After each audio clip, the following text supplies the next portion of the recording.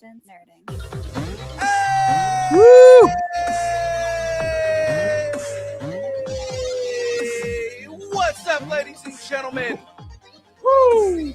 After a slight delay, yes, ladies and gentlemen, we are here.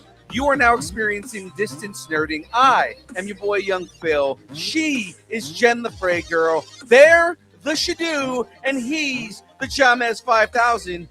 And we're here to nerd together again. Nailed it for the I finished first. I won.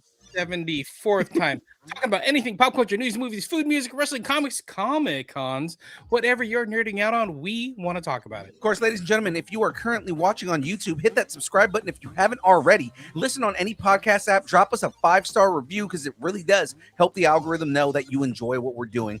YouTube, Instagram, Facebook, Threads, TikTok, all at Distance Nerding. Of course, ladies and gentlemen, if you want to represent Distance Nerding and represent that DN, we got merch. So you can go to our website, www.streamlabs.com/distance-nerding/merch. Get you some of that sweet merch. More to come, more fun things to go. So let's get started, guys.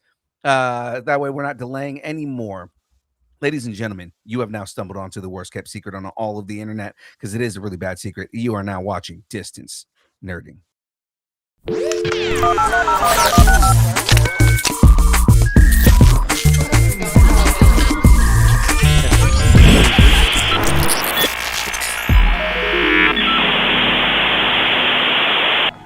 I still love it. Still love it every time. It's like the coolest intro to any show, right?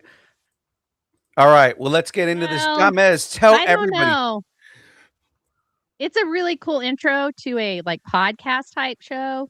Rutabaga. There have been some really good intros to other shows. I'm just saying. Ours is the best. We're just throwing that out there. Jamez, what do we got going on this week? We got X-Men updates. Major DC casting theaters are actually happy with Netflix. Ooh. Some Star Wars news, and so much more. Yes. All right. Ooh, look at the smooth. Yeah. So I haven't seen Daredevil season 2 Born Again thing. So we can't spoil anything for me. That's yeah. Hopefully we don't. When we get there. Yeah, hopefully we don't. Jamez, let everybody know who is supporting the show right here. Who's bringing us the show today. Check out Colossus Girl Entertainment, fan-focused Comic-Cons across the West Coast, including Beaver State Comic-Con, Metal Art Comic-Con, Anna Medford, Tri-Cities Powerhouse, Silver Age Comic-Con, and of course, Gem State Comic-Con. Yes. Coming up this coming weekend, featuring this weekend. Firefly reunion, Doctor Who cast. It's going to be amazing. Phil Lamar will be there. It's going to be awesome. So, comics, cosplays, vendors, artists, celebrity guests, and so much more. ColossusGirlENT.com. Plan your next Comic-Con. Indeed. All right. Well, let's get right into this, guys. It's time to talk the news and all the fun things we got going on. So let's go ahead and get to this first segment. It's time for Straight from J. Jonah. Woo. All right. So, this is my segment. So, yeah. All right. So, let's begin. You wanted the Punisher. You're getting the Punisher. John Bernthal's The Punisher is back with a vengeance in The Punisher, One Last Kill. And this summer, Spider-Man Brand New Day. Excuse me. Bernthal appeared on the Kelly Clarkson show, where he called The Punisher One Last Kill the most psychologically complex, darkest version of the Punisher that you're ever going to see. So then he added, this is a quote, I believe it's what the fans want. I wrote it alongside the help of Nick Kumaltasos, something like that, who's a Marine Raider and unbelievable guy who wrote a book about his own pain and his own bout with hopelessness and his story back. It was such an honor. He's a producer on it. Cody Alford, also a Marine Raider, and Colton Hill, Green Beret, were on set. They're badasses. They're more than badasses. He continued. He also acknowledged that there is a big tonal shift between projects. With Spider-Man, he said, with Spider-Man, I think was most important because obviously tonally it's very different. And such an honor to be a part of it, especially with Tom Holland. So obviously that is true. The Punisher One Last Kill has a TVMA rating, whereas Spider-Man PG-13, obviously, it's It's kind of that contrast of tones. So Yeah, I'm super excited for this, and I'm probably going to watch this after we're done with everything we're doing tonight. On top of that, I know that friends of the show, BD, Brandon Davis, and Joe Deckelmeyer have both seen it already. They saw it over the weekend, and they were just posting how much they enjoyed this and just how good and well written it was. And usually the stuff that they put out is always like, oh, it was fun, it was this, but like they were really getting down on how much they enjoyed this. So it got me that much more excited to watch it. that's good. That's awesome. Very cool. I'm in. Take my money. No, Let's move on. Exactly. All right. So, moving on, staying in the same kind of realm of the MCU, New York needs its defenders. After a season 2 finale packed with unresolved chaos, you can take your headphones off now. A new report is giving fans a clear idea of where things are headed next, and it sounds like the spotlight is shifting in a big way. According to Scooper, the stupid name, My Time to Shine Hello, on X, Twitter, Twix, the upcoming season is expected to split its focus early on, with Matt Murdock sidelined behind bars, while the rest of the street-level heroes take control of the narrative. The report states, and I quote, "First half of Daredevil Born Again Season 3 is the Defenders 2, as they focus on them while Matt is in prison. We will see them on their own."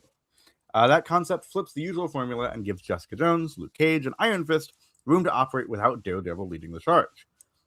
The original Defender series on Netflix, if you don't know, only ran for 1 season. Despite a loyal fan base, it never continued. So this is probably the closest thing we've gotten so far to a proper follow-up. So, yeah. Again, there's something I'm super excited for. Again, the finale, we got, a couple characters in there. We know that Finn Jones was on set for the recording in season 2 of season 3. I'm excited to see all of them together. I want to see that they fixed issues from the original Defenders on Netflix. You know what I mean? Like I want to be able to see. I want good martial arts. I want to see Finn Jones's character with the mask on, so that way we can get like a really, really good stunt double that is a good martial artist. Like I want this to be the pinnacle comic book version of the Defenders. I've been pretty happy with what they've done with transitioning from the Netflix MCU universe over to the actual MCU universe with Daredevil. And the finale was great. I can't believe they put Spider-Man at the end finale of Daredevil. Oh, sorry, Frey. I didn't know you were back on. Anyway, I'm looking forward to this, but I do think they're going to end up eventually getting to a Defenders type show. It's like the spin-offs are going to happen again. Right. So, yeah. So, again, there is no date for Daredevil Born Again Season 3, but maybe it will be Defenders Born Again. Oh, I like that too. All right. Moving on. Speaking of Spider-Man, actually, with great power comes controversial backstory changes. As Captain America Civil War celebrates its 10th anniversary, directors Joe Russo and Anthony Russo have opened up about a major shift in Spidey's origin story that changes one of the most defining elements of the character. Joe Russo has shared a key detail that flips expectations. Speaking about their approach, he explained to CBR, quote, "Spider-Man was one of my favorite characters growing up, if not my favorite. And what I related to was this idea of a kid with incredible responsibility, right? And I think you could manifest that responsibility through accidental death, right? And feeling the pressure and sense of loss in your life in a way that would keep the spirit that we wanted. So in our minds, no, he was not responsible for Uncle Ben's death." Russo continued, "That would have been a different interpretation, a more intense interpretation of the character. That is a huge departure from classic Spider-Man mythos, where Peter's failure to act directly leads to Uncle Ben's death. In the MCU, however, at least from the Russo's perspective, that burden of guilt isn't part of Peter's foundation. Instead, his sense of responsibility comes from the loss itself, not from personal failure. So, does this origin shift get your Peter tingling? I'm not completely upset with this redirect because it is something very different, and they have made clear that this is something different from the regular comic continuity. Also, he still has that same thing in Aunt May. he kind of blames himself for Aunt May passing. Yeah. So I mean, like, it may not have been Uncle Ben, but they flipped it on its head and he lost Aunt May. So I mean, yeah, he lost Uncle Ben at a point, but he feels directly responsible for Aunt May. So I feel like he still has that level of responsibility.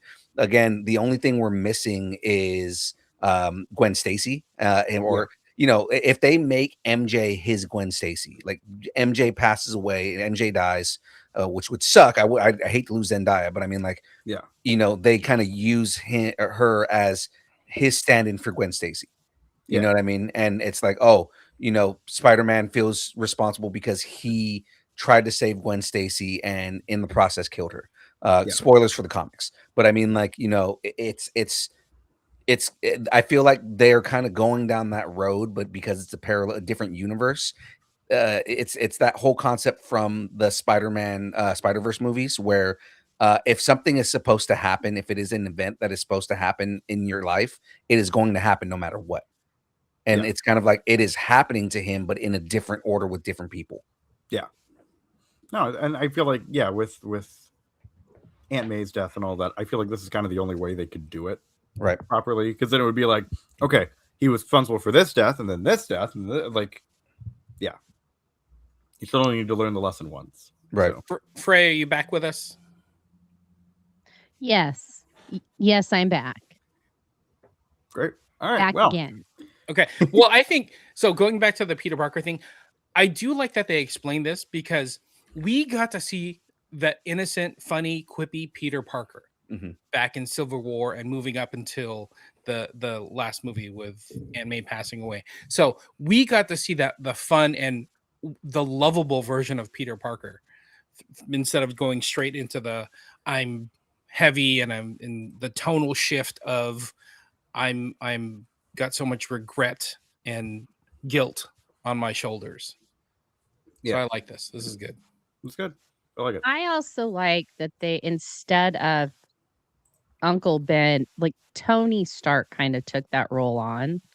Yeah. And I liked that because it really anchored him to not only the MCU, but to like Iron Man and the Avengers, so that it's an easier transition if he does become like a young Avenger, or like he can be called upon more. So I do like that. And I agree. We did get to see the shucks Peter for a little bit. And now that he has lost Aunt May and he's kind of out on his own, we get to see like what kind of man he will become. Right. And I don't think we got that from any of the other Spider-Man versions. Not to say anything about Andrew Garfield or Maguire, the Toby.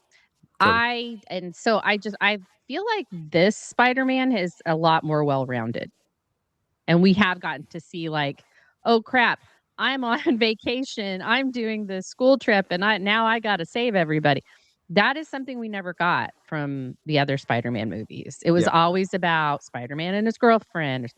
This was more about Spider-Man being a friendly neighborhood Spider-Man. And, oh, yeah, he's got these kid problems. It would all it seemed more comic book light, even though Uncle Ben wasn't there. Yeah. So I feel like they did really well. And I don't mind that Aunt May was killed because, oh my God, was she a drag on him forever. Not in the movies, but in the comics. Like, she stuck around too long. So, Spider-Man Brand New Day is set to be released in theaters on July 31st of 2026. Aunt May needed to go to a home. Sure. Definitely did. On the farm upstate. Oh, God. All right, let's move on. Yes. All right. The Luscious Locks just added a beautiful beard. A new patch of promo art for X-Men 97 just dropped, and it's loaded with reveals that give fans a much clearer idea of where Season 2 is headed. Between fractured timelines, new team formations, and a surprising evolution of the X-Men brand itself, this chapter is shaping up to go big in every direction. The newly surfaced artwork pulls back the curtain on two very different eras the team is stuck in. So we just got some summary stuff here. So Cyclops and Jean Grey found themselves stranded in a bleak 3960 AD, while Rogue, Nightcrawler, Beast, Professor X, and Magneto were dealing with ancient Egypt in 3000 BC, crossing paths with, in Sabanur, of course, Apocalypse. The promo art confirms that Wolverine, Storm, and Morph are also stuck in the future, which adds another layer to how split up this team really is. The art also gives us our first proper look at X-Force and X-Factor. X-Force brings together Cable, Archangel, Psylocke, Sunspot, and Jubilee. Meanwhile, X-Factor is made up of Havoc, Polaris, Strong Guy, Wolfsbane, Boltwoman, and Val Cooper, suggesting a very different dynamic, likely tied to government oversight and mutant affairs, because, I mean, of course it is. Then there's the big twist of the bunch, X-Corp. The promo art reveals a team wearing uniforms inspired by the new X-Men by Grant Morrison, which hints at a major shift in how the X-Men operate once they make it back home. Instead of just being a superhero team, this version of X-Corp suggests something more structured, possibly corporate. I mean, it's X-Corp, so yeah. And definitely different from what longtime fans are used to. Brad Winderwong, Marvel Studios' head of streaming, television, and animation, hinted that the future of the series stretches far beyond Season 2, saying, and I quote, "There is definitely more than possibly more to come from X-Men 97. We're talking about Seasons 4 and 5 right now." So yeah. I think they've blown up the X-Men. We went from like, okay, we have like one team of X-Men. Now we're gonna have like 4 or 5 and like 3 different time periods. It's crazy how far they're taking this X-Men 97. I love that we're getting the different teams. If you don't know that, I'm excited for X-Force because like I love X-Force as a comic. I've always loved X-Force. X-Factor was another big thing for me. Like I love that they're bringing these characters in, bringing in these extra teams, and they're going to be dealing with the young Evans in Sabanur. I'm all in for this. Yeah. Awesome. Cool. You know what I think? This is exactly what happened in the 90s in the comics. Remember? It is totally mirroring that because it was 2 X-Men teams. You had X-Force, you had New Mutants, you had the weird ones, you had Excalibur, Yeah. you had the other weird ones, Exiles, like everything. It all just blew up then. So yeah, of course they're doing this. It's fantastic. I love it. Shut up and take my money. Well, they will take your money in summer 2026. So all right. Yeah, it's not far at all. They're going to announce it like 2 weeks before the show actually comes on. Like that's because what they do. But I mean, again, it gets me more juice for this, especially this summer. Real quick, we were talking about this a couple weeks ago. I think SDCC, San Diego Comic-Con, would be the perfect way to drop this. Yeah. Ooh, yeah. That's probably what they'll do. It's coming in a week. Well, if it's not that, it's D23. So I mean, right, exactly. It's soon, regardless. It's not one thing. It's your mother. Hi, Mom. All right, so we're gonna stay with X-Men, just non-animated this time. They're not ashamed to be in an effing superhero movie. Marvel Studios is digging into its long-awaited X-Men reboot, excuse me, and the creative team's aiming for something more personal and more emotional. Director Drake Schreier brought in some collaborators, teaming with, I'm going to say just Lee Sung-jin, I think that's it, known for Beef, and Joanna Callow, co-showrunner of The Bear. Jin said, "I wasn't planning on doing another Marvel thing because I have a lot I want to explore in my personal projects. When they came back with X-Men 97, I devoured that. The original Claremont run of comics is near and dear to my heart." Chris Claremont's run on Uncanny X-Men was groundbreaking. It built layered characters, complicated relationships, and ongoing emotional arcs that felt closer to serialized drama than episodic comic book storytelling.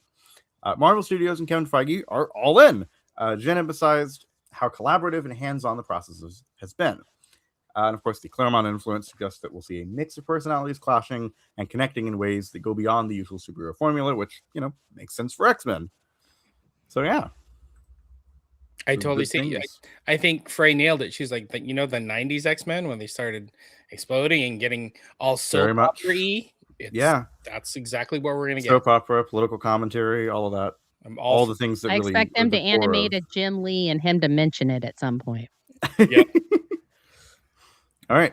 So of course the film does not have an official release date, but it is rumored to begin production this year with a potential 2028 release. Things are moving here.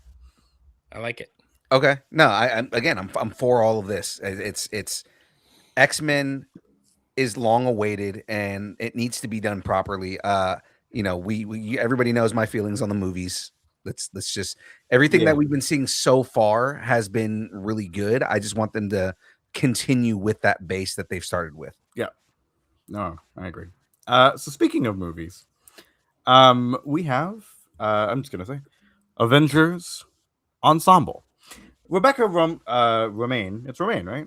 Yeah. Romaine. Yeah. Romaine. Cool. Yeah. Rebecca Romaine opened up about stepping back into Mystique's shoes and the wild experience of filming alongside a huge lineup of heroes and mutants. Romaine recently spoke with Collider, and naturally the conversation turned to Marvel's upcoming event film, Doomsday. She didn't hold back when describing one particular filming stretch that brought together a eye-watering number of cast members. When asked what it was like to be on the set of a Marvel movie during the day when 35 people were present, she responded, "That was a very surreal day. I'll never forget it. There were 2 days back to back. We were all just kind of looking at each other going, this is crazy. It was very surreal." 35 actors on set at the same time. Can you imagine 35 named It's actors? a crowd.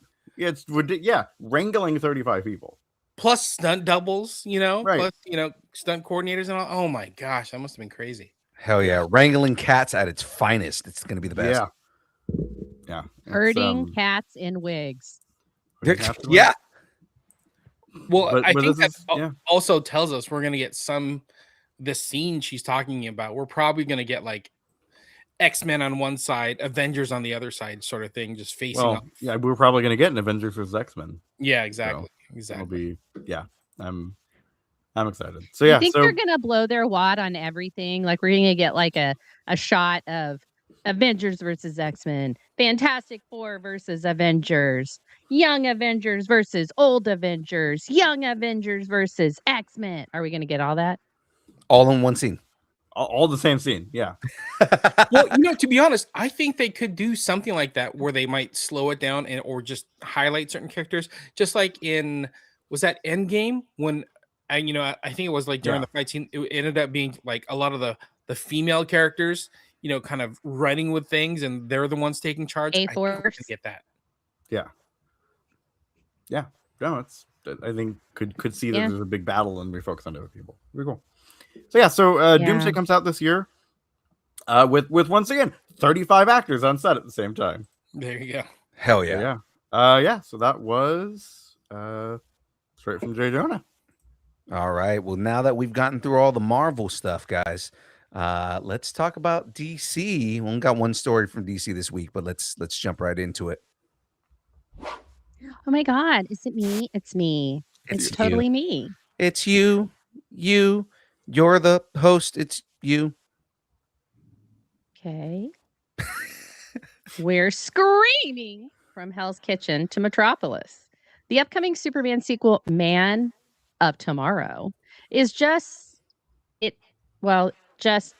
pulled in another familiar face. So Matthew Lillard, okay, never mind. Matthew Lillard has officially joined the growing ensemble for the highly anticipated sequel, adding even more intrigue to a project that's already packed with heavy hitters and big ideas. As of now, details on who Lillard is playing are being kept under wraps, and DC Studios isn't offering any hints. I think we need to call James. We're in the Lillard area or era, people. I like area. He recently returned to the Scream franchise with Scream 7, reprising his role as Stu Macher. He also appeared in season 2 of Cross on Amazon Prime and showed up in Daredevil Born Again on Disney Plus. Next, he's set to appear in A24's upcoming Carrie series. Oh, he doesn't need to be a Man of Tomorrow. I think He's- that's he's in everything. I think in Area is like the region around Lake Erie. So no, it's the region around the areola. yeah, no, that makes sense. Yeah. And YouTube took us down. So look, before we get into when We're not this is showing all anything. happening, I'm not showing anything. But before we get into this, like when Man of Tomorrow is going to be out and all this stuff, I have a question. Yeah. Who do we think he's playing? That lets me go first. yeah, that gets difficult because I mean, there's so many characters, and especially with the way that James Gunn writes all these characters in to begin with, he can be anybody. It's like, who do you want him to be? That gets a little difficult too because Matthew Lillard has such a range of the way he plays characters. He literally could be anybody. So it is really hard to guess who he's going to be because, like, again, he goes from Stu Macher, who is a certified psychopath, to Shaggy, to the character that he plays. Wait, Shaggy's also a certified psychopath, though, as well. Not the same way, though. He's more of like he's a just pothead on weed, psychopath. y'all. Yeah, he's just high all the time. Yeah, he's just high all the time. That's why he's not killing people. What do you think is in those Scooby snacks? More pot. That's why his dog's Yeah, that's what I'm saying. They're edibles. Yeah, They're pot brownies. What the hell? but I mean, like, you know, again, the dog's having them too. It's hard to guess who Matthew Lillard's going to be in this, and I mean, I think it's because he's one of those dudes who is a good enough actor that he can kind of like merge himself to play any type of character. So it's not something where you can just jump in and say, well, you know, typecast him to be this character. Like it's hard to kind of guess. If I were to like fan cast him as anybody, he's Plastic Man. Ooh. That's not bad. No. That's not bad. But I don't think he's going to be like a hero. I do like that idea though, because I was like, he's going to be some government agent guy, kind of like what he is in Daredevil. Maybe Jim Gordon. No, they already have a Jim Gordon. Yeah. Do they already? And he'd be older. Yeah. Okay. Yeah. I don't necessarily like him as Jim Gordon. I think. Okay. Yeah. I wasn't sure if they already had one or not. So. Yeah. Like I said, I think he's goofy enough that he could be a good Plastic Man. Yeah. All right. Would you guys like to know who I think he's going to be? Who do you think he is, Jim? Please. Well, I have 3. Elongated Man. Okay. Nope. Same. Yep. Because I feel like he could do the drama of Elongated Man more than the wackiness of Plastic Man. And I think Elongated Man has a better, richer history to be introduced first. And then, or if he's going to be a government person, he could be, because they love like Batman animated series, the corrupt cop from that.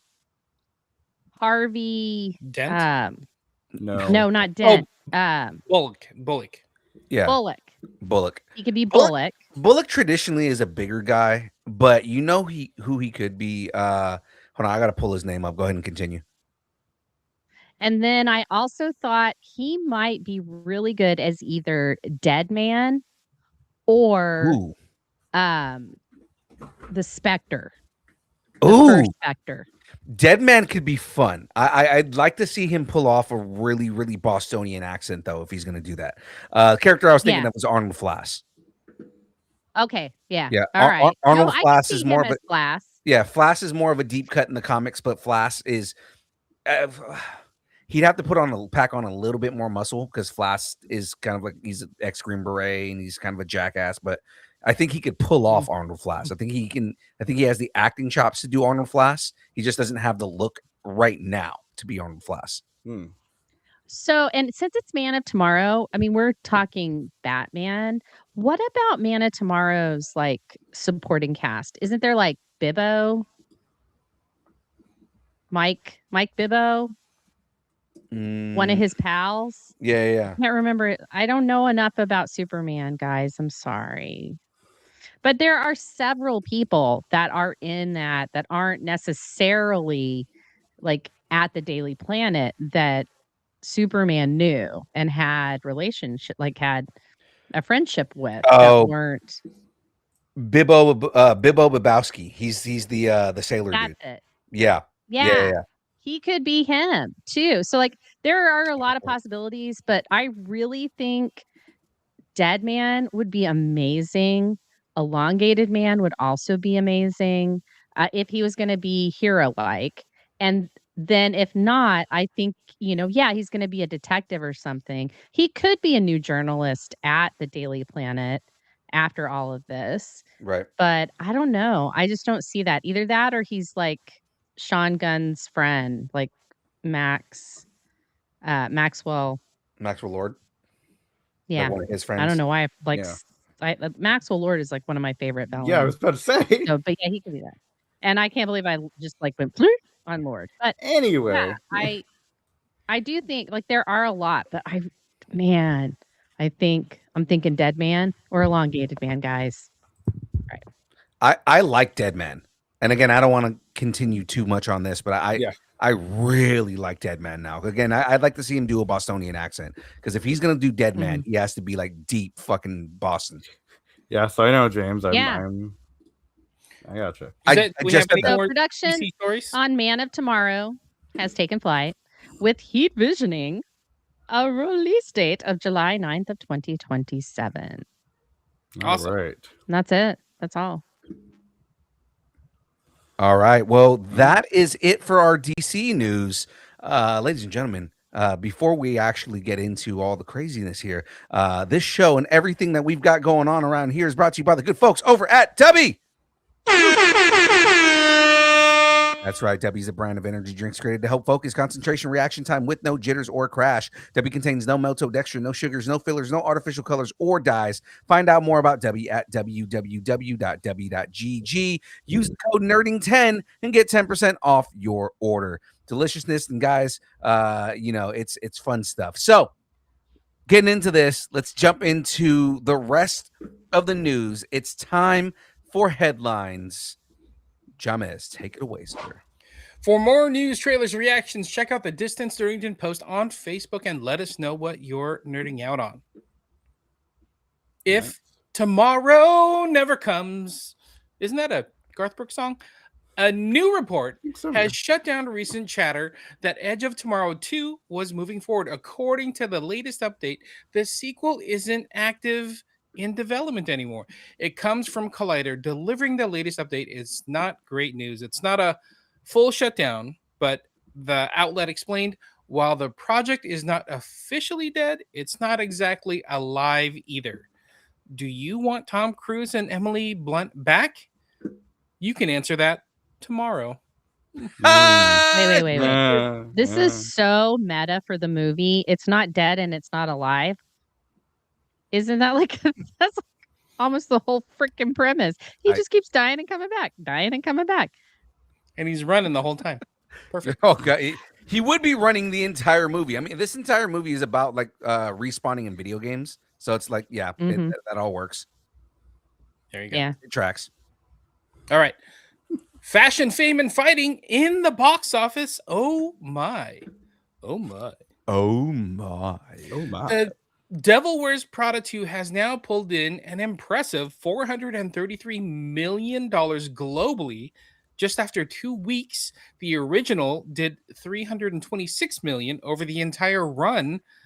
That's crazy. Michael is proving to be a thriller. The Michael Jackson biopic has moonwalked to $577 million worldwide. Michael is eyeing the music biopic crown held by Bohemian Rhapsody that did $910 million globally. Meanwhile, Mortal Kombat did not have a flawless victory, bringing in its global debut to just $63 million. There were a lot of Michael Jackson puns in there. That was good. To throw it out there, of these 3 movies, Mortal Kombat was the one I saw this weekend. Absolutely fun. It is the biggest love letter to Mortal Kombat ever. Some of the acting at the beginning was a little bit like cringe, but As it goes on, the fight scenes are really well done. The acting definitely does get better as the movie goes on. Just the very beginning is very forced, but I mean, like towards the rest of the movie is good. So again, really good movie. As far as like fun goes. Now I'm just waiting for Street Fighter to see which one's the better one. But no okay. sequence gloves, so it didn't do as well. I thought the Michael Jackson movie came out 5 years ago. Yeah, honestly, so- it feels like it did. Yeah.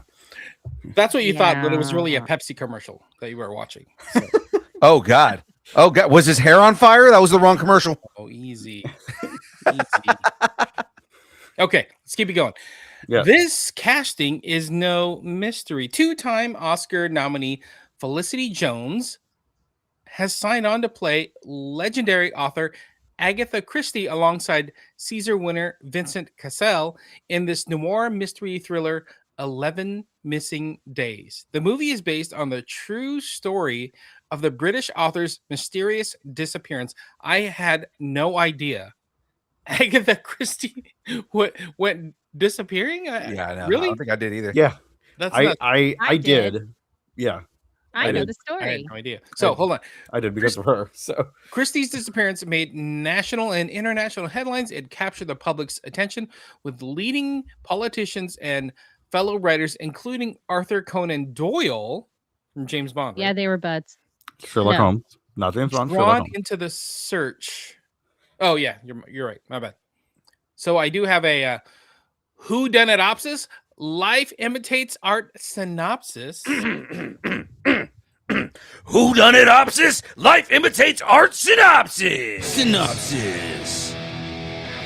Continue. In December 1926, at the height of her fame, Agatha Christie became front page news when she vanished in bizarre circumstances from her home. In a case of life imitating art, this whodunit explores the investigation behind her disappearance, strangely resembling an Agatha Christie novel itself, where everyone in her life became a suspect. Currently in pre-production, the picture is on course to shoot this summer in the UK. So really, she Do went you to. want me? Yeah, please give me the Okay. the short version. You want me to tell you what happened? You want to Yes. give me? You want me to give you the tea? All right, let's do this tea thing. All right. So Agatha Christie left her house, and then her car was totally abandoned by this quarry. Everybody thought maybe she died, and her husband did it because he was having an affair. We call them entanglements now. Back then, they called it an extramarital affair. Anywho, she was gone. They thought he did it, but he was like, I didn't do it. I don't know what you're talking about. He was supposed to see his mistress that weekend. So some people think that Agatha Christie did it on purpose to keep him from seeing his mistress and to expose the whole thing. Because later they divorced and she was super happy with her second husband. And we don't know what happened to him because he was like a drunk pilot or whatever. So What? she goes to this place and it's like a spa thing, but it's also like a hotel. And she says she has no memory of it. Still, to the day she died, she never told anybody what happened. But she was there. They found her there. And she was like, I left. I sent letters and stuff. And her brother was like, look, she sent me a letter. She's going on this trip. They didn't believe him. They had this massive manhunt. It was this huge deal. They found her at a hotel. Little staycation. Okay, all right. She was dancing like one of the 1920s dances when they found her, and she didn't know who she was. So then she did, but her last name, same last name as the mistress. Wait, Oh. hold on. So This is a fucking so book. she didn't just really oh, I'm just gonna go on a staycation and not tell anybody. She her memory was screwed up. She claims her memory was completely she doesn't remember it. She made it to a train station, and then she made it to this place that she was going to anyway under a different name. Oh, And they found her later, 8 or 9 days later. And she was just like, no, I'm not married. I know what you're talking about. And they had to tell her all this stuff. Then she no, I don't remember any of it. To the day she died, that woman knows how to keep a mystery alive. I'm telling you. I like it. Now I want to see the movie. Okay, now I'm in. Yes, we will expect some payment from whoever is making this movie. We would like some marketing. I just put a Fucking poll money. up on YouTube right now that says, Oh yeah, do you think Agatha Christie faked her own disappearance? yeah. If you're in the chat right now, I need you guys to vote on that. That would be hilarious. Everybody vote on that. That's amazing. All right, I'm gonna keep it going. Yeah.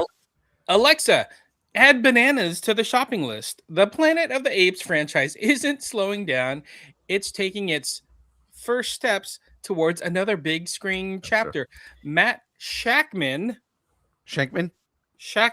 is officially stepping into the world of intelligent apes, bringing his experience from Marvel and beyond to one of sci-fi's most enduring series. Shackman's resume includes being a key force behind WandaVision, Fantastic Four, Monarch, Legacy of Monsters, The Consultant, Succession, and Game of Thrones. Is he taking over Planet of the Apes? I kind of like that idea. Yeah. I give Shackman anything he wants. That dude is a beast, man. He's a ape beast. He's an ape beast, man. That dude is aping that movie out. Like he is. Is he a 100-pound gorilla or an 800-pound gorilla? 800-pound gorilla. I don't think he's going to be monkeying around. That joke was the 800-pound gorilla in the room. There we go. I absolutely love anything that he gets his hands on. He's really good at what he does. So yes, I'm all for that. Nice. Speaking of bananas, Illumination is back with more yellow-fueled insanity with the latest trailer for Minions and Monsters, the third prequel spinoff in the ever-growing Despicable Me universe. Have there been more? There's more prequels than movies. I think there are now. Or maybe it's 3. Yeah. I don't know. No, it's there. Well, there's going to be with this one, I think. Yeah. But I don't know. The film introduces us to an entirely new tribe of minions who find themselves in Hollywood at the dawn of cinema. The film slips into theaters on July 1st. It comes out this year. I didn't even know it, but I know what I'm going to end up seeing. Illumination! Because I don't get a vote in what movies I get to go see. Nope. So I get to go see this. Hey, Minions are fun, okay? At least they're entertaining. Right. You know what? Okay. Now that Husby has a patch, he put a googly eye on it. He looks like a minion. You can just call him Kevin. Kevin. All right. I mean, I think Chuck still works. I don't think that joke did. What happened? Yeah. Let's just move on because I want to hear Moving about on. these Let's move on. Yeah. Oh, that's good. I don't know how that fell flat the way it did. All right, let's go. It's almost like you were looking with one eye.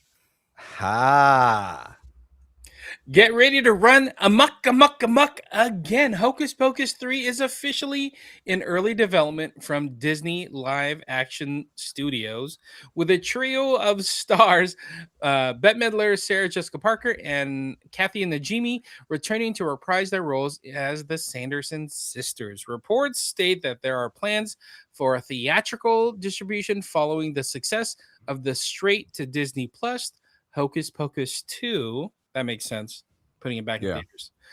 Deadline reports that the holdup in the movie, in the moving forward, came down to the salary negotiations with Midler, Parker, and Najimy, all of which have since been worked out. Plot details for Hocus Pocus 3 are currently brewing in a cauldron somewhere. Nice. Dun, dun, Nice. dun. I like it. I love that in Hocus Pocus 2, they did not seem like they got any older. And it's like, yay. Jen, what you got? Come on. That's all I wanted to fucking say. I'm going to bleep it out later. Okay. In Young Phil, I called that news. Charlie Day is officially Lovely. campaigning for his Always Sunny in Philadelphia co-star Danny DeVito to step into the role of Wario in a future Mario Brothers movie. Day, who voices Luigi in Super Mario Brothers movie and the Super Mario Galaxy movie, recently tossed the idea out during an interview, and it instantly clicked with fans who know exactly the kind of wild energy DeVito would bring to Nintendo's greediest anti-hero.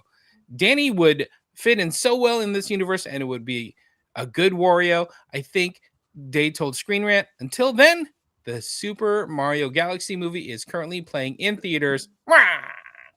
Wario. All right, let's go. Go ahead. We'll give you your flowers. I do love this. I've been actually saying for a while that if they cast anybody as Wario, it needs to be Danny DeVito. I think Danny DeVito would pull off Wario so perfectly, because the whole thing is it's not just Wario doing the whole wah, wah, wah. Like, I can see Danny DeVito just being like a deep, dirty down dude from Brooklyn that's just messing with him the entire time. What do you think you're doing? You need to give me all your money. Yeah, I can see it. And then it goes, wah! Wah! like Danny DeVito doing wah would be wah! So, all right. I'm sold. I'm there. I'm sold. James's look on his face is like, I didn't know you could do Danny DeVito. That's amazing. We can pull this out more. Yeah. All right. So next segment's yours. Yeah. So let's continue on with the news and everything going on. I don't know about you guys, but this is very exciting here. So we're going back to the Lilat system out of nowhere. And this really was out of nowhere, because I woke up and this trailer was just there. Nintendo just pulled the trigger on something fans have been hoping to hear for years. A Star Fox 64 remake is officially on the way, and it's arriving much sooner than anyone expected. During a recent Nintendo Direct, Nintendo revealed the next entry in the long-running franchise, simply titled Star Fox. Instead of pushing the series forward with a brand new sequel, the company is revisiting what many consider the high point of the franchise, Star Fox 64, and rebuilding it with a modern hardware in mind. One of the more interesting reveals is that the game will support the Nintendo 64 controller previously released for Switch and Switch 2. So the biggest surprise, though, Star Fox is set to launch on June 25th, exclusively on Switch 2. That's pretty cool. But a That nostalgia. is pretty cool. Yeah. So I'm not really a Nintendo person, but the cool. the high and the low for this. The high is it looks absolutely beautiful. It looks absolutely amazing. It makes this is like that turning point that makes me want to go get a Switch 2. I wanted to get one, but this makes me want to get it. The downside is they were literally remaking the same game for the 4th time. It's all right. Yeah, this game has been remade exactly 4 times, and it's exactly the same way, right? But the thing is again, with how pretty it is and how good the graphics are, like he almost looks like the Carfax Fox, right? And like it's so like realistic with the way that they did the graphics on this, because it's essentially PS4 graphics at this point. Like he kind of does look like the Carfax Fox in this. He does. But Yeah. again, it looks cool. I like it. Like a steampunk Carfax Fox. Yeah, I like that. Yeah. I see it. It's good. I like that. Anime. I get it. Like, I kind of do actually get that now. Yeah. After hearing that. Sadly. All right. Time to get ready to stream some anime. Because if you're not already, you need to. There's no better time to binge those series and movies that you've been putting off due to other commitments, and Crunchyroll wants to help you catch up on your anime watch list with Anime. Now through May 21st, anime fans in supported territories can save money as they subscribe to Crunchyroll's premium membership tiers. The fan tier usually runs $9.99 a month, and the mega fan tier is usually $13.99 a month. But right now, you can get up to 3 months of Crunchyroll fan tier for only $1.99 a month, or the Crunchyroll mega fan tier for only $2.99 a month. This is also great timing as the Anime Awards are set to stream on May 23rd.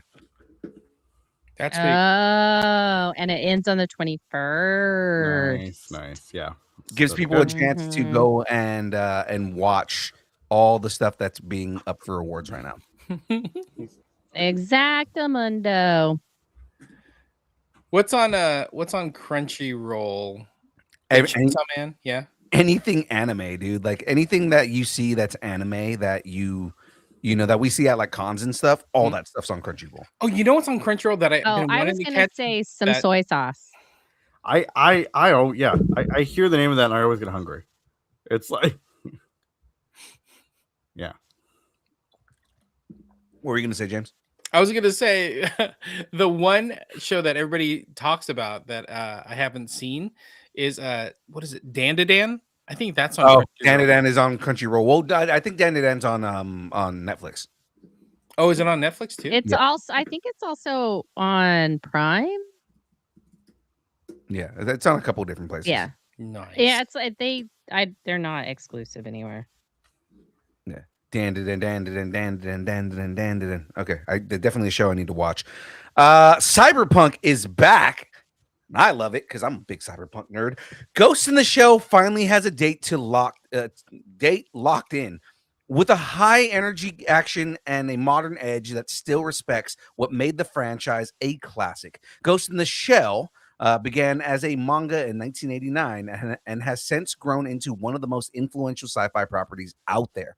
Taking on the animation duties, Science Suru, the studio behind projects like Dan, Scott Pilgrim Takes Off, and Star Wars Visions, the new anime series will stream on Prime Video, premiering July 7th, 2026. I'm seeing more animation coming to Prime Video lately, like with the Batman thing they've got going, and then aren't they doing like an animated? No, they're doing Spider Noir, right? So that's live action, right? Or a But then combo, they also have been doing all the D&D campaign shows. That's true. Ooh, So I do campaign see, shows. yeah. So I have Yeah. noticed more anime lately, Mhm. and I know that members of our family also like some of the anime, especially the next story that you're going to be talking about. Oh yeah. This one again. I'm already starting to talk about it before I even get to the story. So how about I start talking about it first, and then Just tell the story. Tell the story. and then exactly. we'll I'll tell the entire story here. So hold on to your katanas. Netflix has confirmed in a major update that season 2 of Blue Eye Samurai is coming, and it's happening during one of animation's biggest global events. The hit animated series exploded onto Netflix in 2023 and quickly became one of the streamer's most talked about originals thanks to its gorgeous animation, brutal action, and emotionally charged revenge story. Netflix has officially announced that Blue Eye Samurai Season 2 will be featured during the Annecy International Animation Film Festival 2026. The showcase takes place on June 23rd during a special presentation called Netflix Anime Bold Stories, Boundless Worlds. At the moment, Netflix still hasn't announced an official release date for Season 2, but it can't be that far off. Yeah, right, Netflix Phil, go. always keeps their release dates close, but then once they announce it, it's like a month away. Yeah. Yeah. The first season was really good. I started watching it and I got distracted and I never went back to it. And it wasn't that I didn't want to watch it. It was just, it's one of those things where the ADHD is like, pushing me to not start the show. And it's one of those things where it's going to be like Demon Slayer, where like, as soon as I start watching it, I'm going to get into it and then going to be upset that we don't have more seasons. But I mean, like, again, it was more so because I kept getting distracted when I was trying to watch the first season. And I was like, okay, I need to go back to it and like actually pay attention to it, because it's like Lord of the Rings, where it's like one of those things where I have to be able to pay attention to it. You know what I mean? Yeah. Speaking. Oh, No, exactly. No, wait. Well, we're okay. Yeah, we're ways off from that. All right. Well, anyway. So when there's something strange, who's Netflix going to call? Well, Dan Aykroyd. Dan Aykroyd. It's obviously Dan Aykroyd. Dan Aykroyd has officially signed on as Who an are you gonna executive call? producer. Not somebody else. Dan Aykroyd has officially signed on as an executive producer for the upcoming animated Ghostbusters series being developed by Netflix and Sony Pictures Animation. The announcement dropped as part of Netflix's Annecy lineup, giving fans a fresh reason to keep an eye on the ever-expanding Supernatural franchise. Details about the show are still mostly under wraps and is set to debut exclusively on Netflix in 2027. I like I that. can't believe we're getting 2027 stuff. I mean, I know we're like halfway through 2026 and all that, but it's just weird. Still sounds weird. Yeah. Just Yeah, I sounds agree. weird. Totally Just agree. Hearing this 2020. year just started, and also it's lasted about a decade. So This year's lasted about a decade. Yes. yeah, no, this Yeah. year feels like it has lasted about a decade and about 2 seconds. So Exactly. This All right. time is all wibbly wobbly, tummy wummy. All right. Well, let's continue on here. Need hands. Final season walking. FX has revealed the release date for the 5th and final season of the beloved series, The Bear. The latest news comes after FX dropped a surprise prequel episode of The Bear on Hulu titled Gary. I thought that was the weirdest thing, that this episode of The Bear called Gary just popped out of nowhere. Yeah, I know, the me too. I was like, what is this? I didn't get a chance to watch it right away, but I'm going to go watch it later. I didn't either, but it was just kind of like it popped up on my Hulu screen, and I was like, hold on, wait, what Gary? And then you go in and it's The Bear. I'm like, oh shit, it's The Bear. They got a new episode. So the episode is a flashback following cousins Richie, played by Eben Moss Backrack, and Mikey John Barenthal on a work trip to Gary, Indiana. The 8-episode final season will all be available on its release date, June 25th, on FX and Hulu. I like that. That's all cool. right. I kind of hate that they're dropping it all at once. Really? Yeah, I don't. That's the best way to do a final season. No, is because drop it all at once. People can just like barrel through it, and then they can cry their eyes out, get it off their plate, then they watch it again, cry again. the problem with this is because what we're seeing is like a lot more shows are benefiting from doing a week to week, because Yeah. you're getting people who are talking about the episodes, and the conversation continues going for 8 weeks, versus drop it all at once and people are going to talk about it for a weekend and then forget about it. Yeah. Like agree. I feel like the smarter move that Disney would have done would have been to, because remember Disney owns this, the smarter move for Disney to do would have been to do a week to week for this. All right, there's your poll.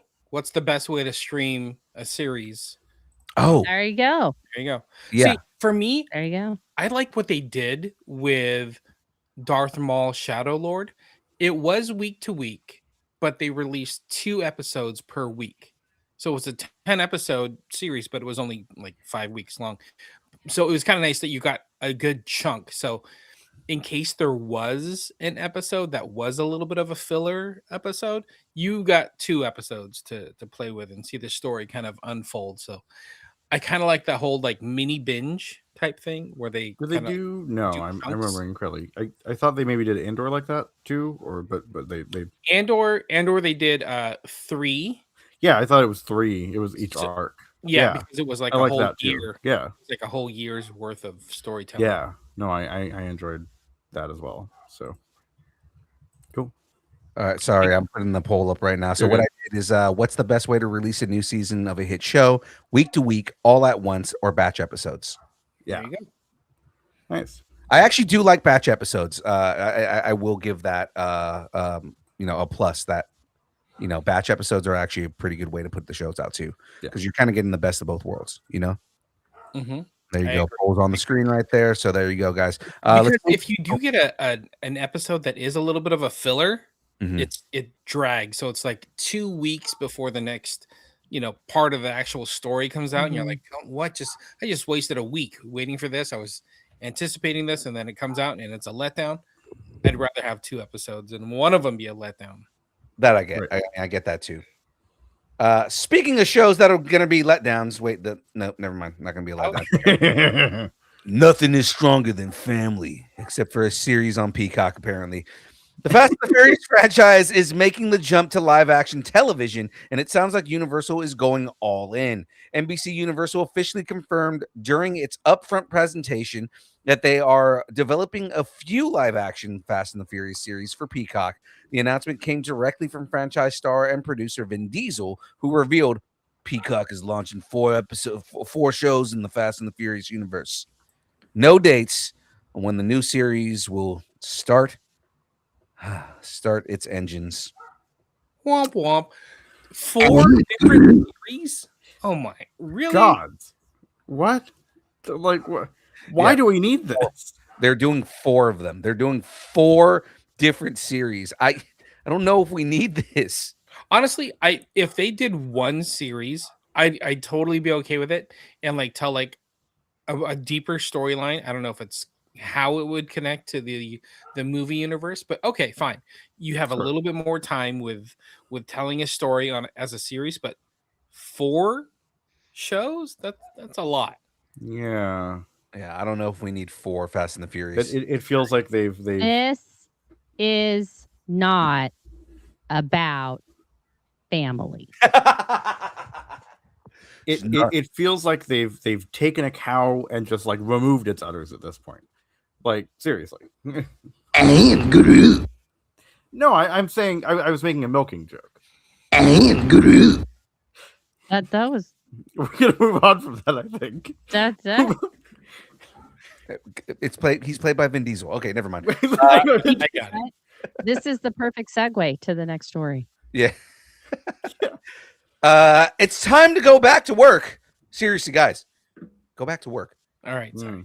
It looks like Severance fans won't have a 3-year wait for season 3. Speaking on the red carpet at the BAFTA TV Awards, Adam Scott told Deadline, "We're definitely planning on getting it out much sooner than the last round," which was 3 years between the last one, which is way too long.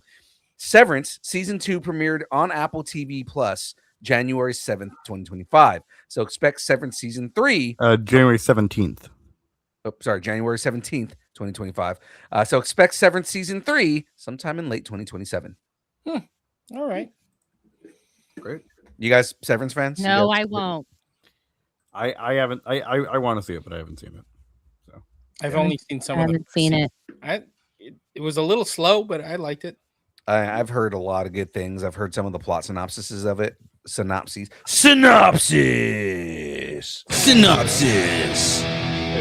give me an excuse for that. Some of the plot synopsises on it, and it seems so interesting, and I need to watch. And probably going to suggest to see if Jackie wants to watch it. Yeah. There you go. I like it. Okay. Let's go ahead and move on to the next story here. 3 rings for the elves and a season 3 for the rest of us. The upcoming season of Rings of Power jumps forward several years after season 2 and drops viewers right into the escalating conflicts between the elves and Sauron during the Second Age. Back to Middle-earth. Oh, James. Oh, James. I can do it. Okay, she do. Back to Middle Earth Opsis. Pack extra lumbus spread synopsis. Back to Middle Earth Opsis. Pack extra lumbus spread synopsis.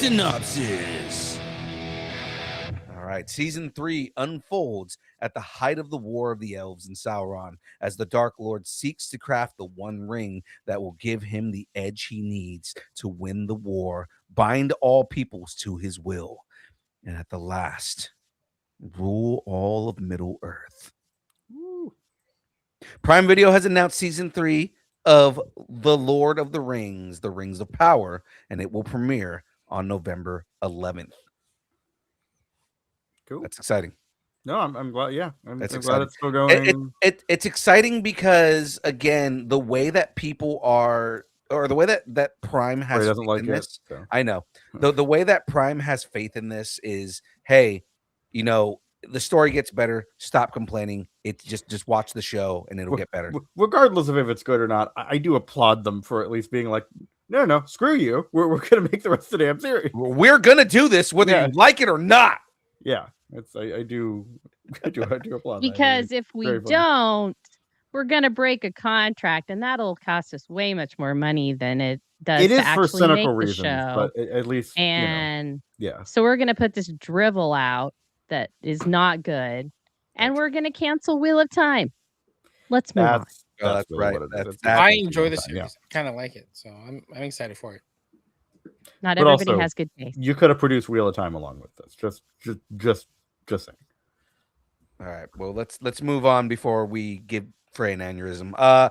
The truth is still out there, and I'm excited for this. Ryan Coogler is bringing in the cast to help uncover it all. Hulu's reboot of the X-Files has added a batch of guest stars that includes Amy Madigan, Steve Buscemi, Ben Foster, Tantu Cardinal from Killers of the Flower Moon, Joel D. Montgrad, and Sophia Grace Clifton.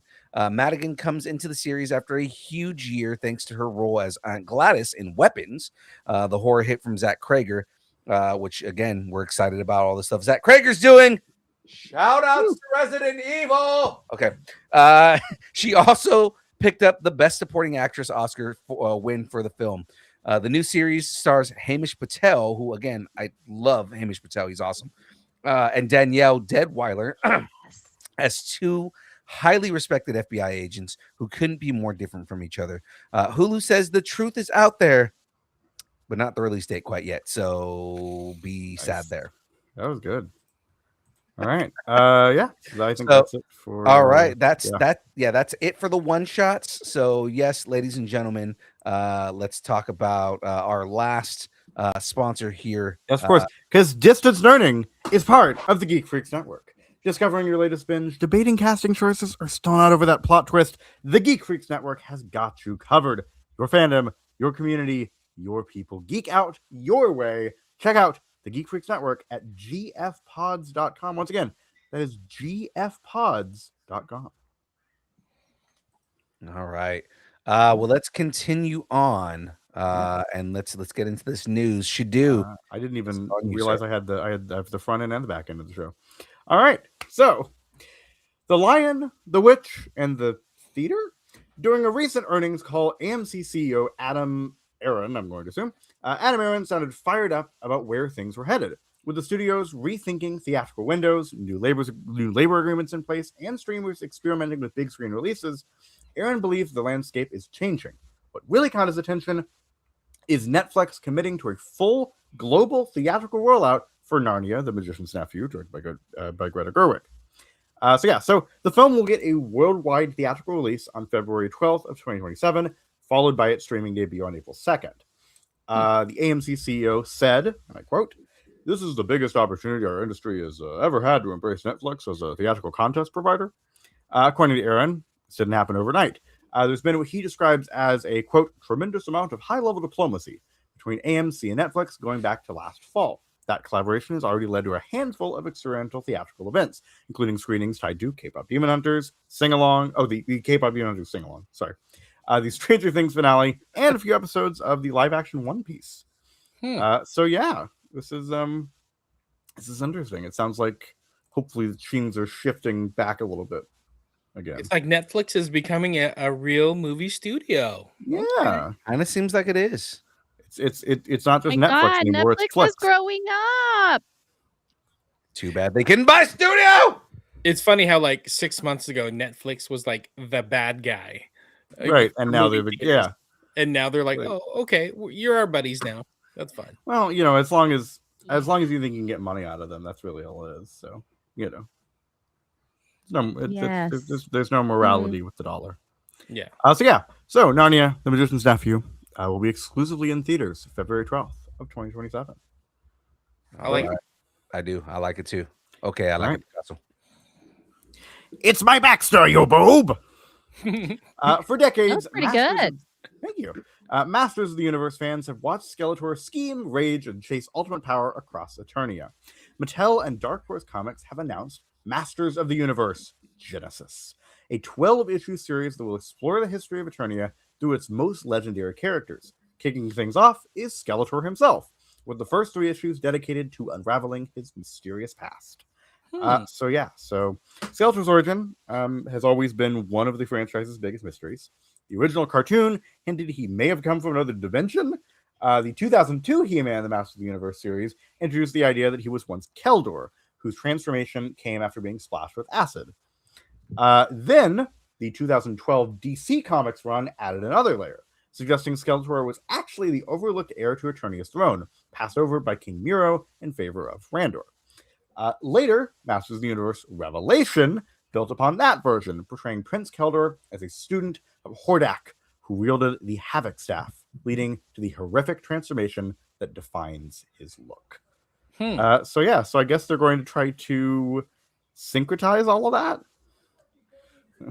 I've been saying for a little while that this is probably the best version of Skeletor, that you make him scorned and imbued with power by Hordak, because then you link him to Hordak. Hordak's the ultimate big bad in the Masters of the Universe franchise. He's the Melkortis Skeletor Sauron, basically. Yeah. So I mean, the whole big thing is I love this idea of, I've been saying, like, the movie that's coming out later this year, that if they tell that story that he is Keldor, and that the reason that they had to get take Adam out of Eternia was because Keldor was like, well, King Miro basically screwed me over, and Randor doesn't deserve his place, and Hordak gives him power, so he's just like, I'm gonna kill my brother, but that also doesn't make me the heir to the throne. I also need to kill his heir.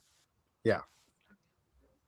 Do you have a favorite origin story of Skeletor so far, or do you like what Shadu's saying, like maybe some kind of amalgamation of different stories?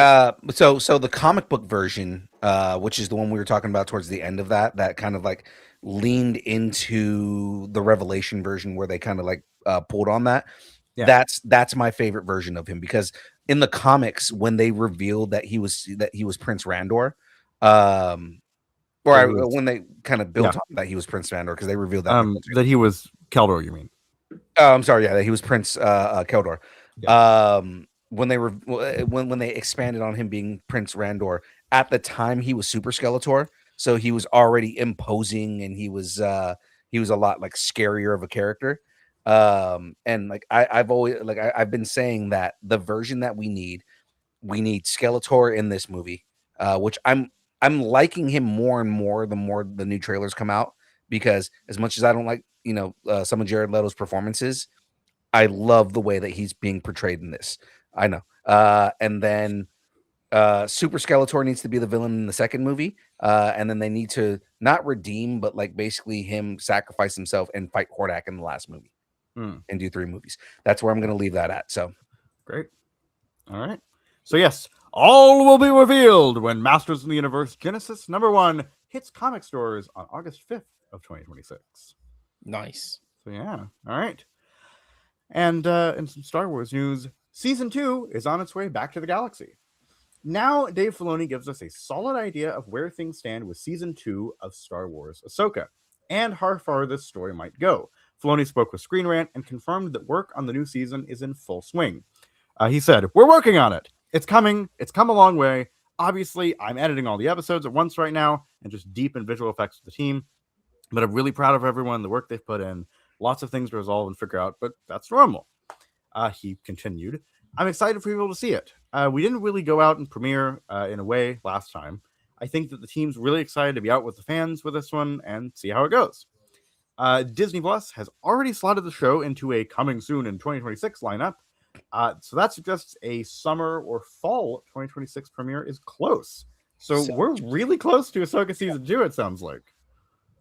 That's interesting. Yeah. I didn't know it was that far along. But apparently, I know. I guess with Mando and Grogu and then Starfighter, so they're probably just like pacing the news. I know they finished Principal a while back, so it's like, we reported on that. Yeah, it's exciting to see that their like visual effects are that far along. We're going to be getting this year. I'm happy. I can't wait for more Ahsoka. I loved before Andor. That was my favorite Star Wars series they've done so far. So it's still probably second to Andor, but I need some more good high fantasy Star Wars.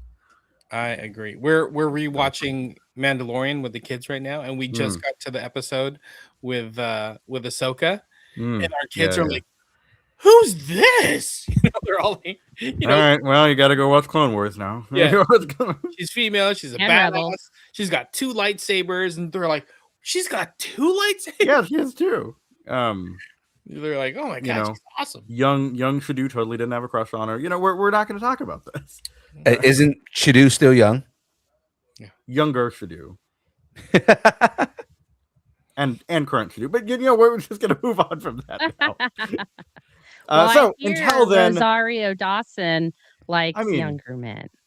She's Rosario Dawson. Like, come on. Until then, The Mandalorian and Grogu will land the Razor Crest in theaters on May 22nd of 2026. Well, it's coming up very, very soon. Yeah. Just throwing this out there real quick here. So the poll, we just finished the poll, the last poll that we were doing. What's the best way to release a new season of a hit show? Batch episodes was at 42. Week to week was at 29%. All at once was at 29%. So batch episodes definitely won that. The new poll at the top right now is the new poll I just started is your body ready for Ahsoka season 2? How many options are there? Just yes and no. Just yes or no. That's all you need. So speaking of Mandalorian and Grogu, is this the way, or is there a way out? Ever since The Mandalorian introduced Din Djarin's strict helmet rule, Star Wars fans have been debating how long Lucasfilm could realistically keep that going. Lucasfilm clearly wants Pedro Pascal front and center promoting The Mandalorian and Grogu, and recent marketing has made it obvious that Din Djarin is going to spend more time unmasked. A newly released clip from The Mandalorian and Grogu seems to reveal Lucasfilm's helmet fix. In the scene, the Hutt twins taunt Din Djarin after forcing his helmet off, telling him he'll be shamed for it. Din's response changes everything. Not if you all die. So yeah, it's good. Yeah, I did wonder how long they could keep that going. Yeah, I saw the trailer earlier today and him going like the whole thing with his helmet being off, and he goes, you won't be alive long enough to tell anyone, and then puts his helmet back on. I'm like, okay, I like that. I like that. I like that makes sense. We're gonna do a mask reveal with Din Djarin, but it's okay. Well, I'm just gonna kill everybody. That's very yeah. It's like I'm sick of going back to that freaking world to get in that fucking water. Right. It's disgusting. I'm just gonna kill you all. Just gonna kill everybody. There's no witnesses. Right. No witnesses. Yeah.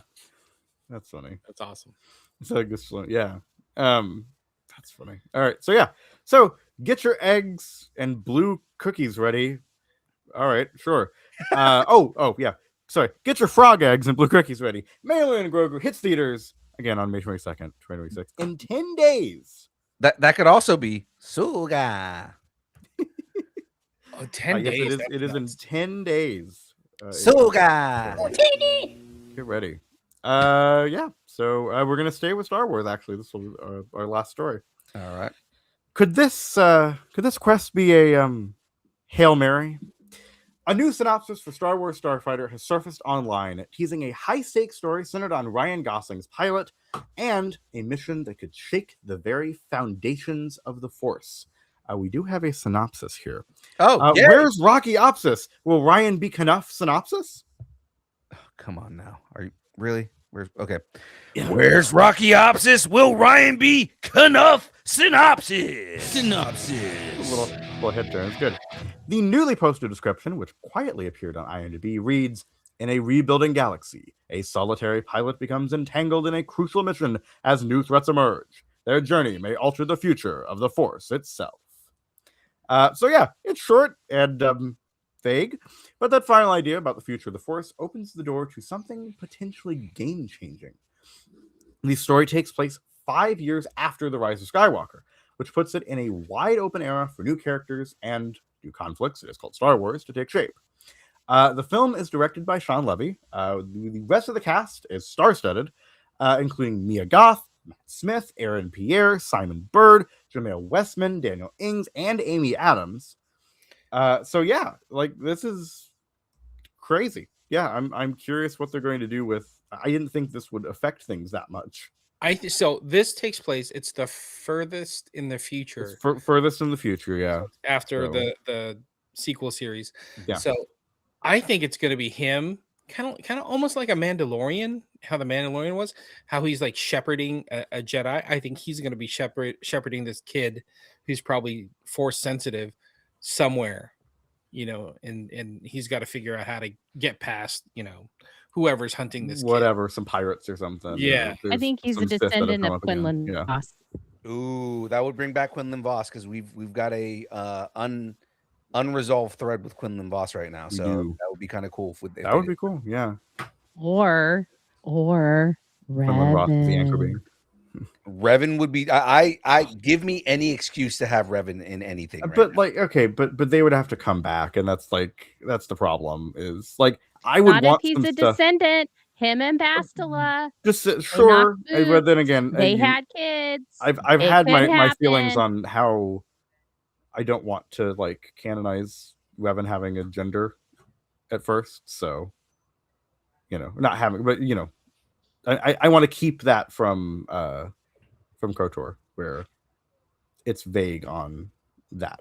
Now the thing here, but, what makes me kind of like wonder on where they're going with all this is the rumor right now is Disney is talking about a way to retcon the sequel trilogy.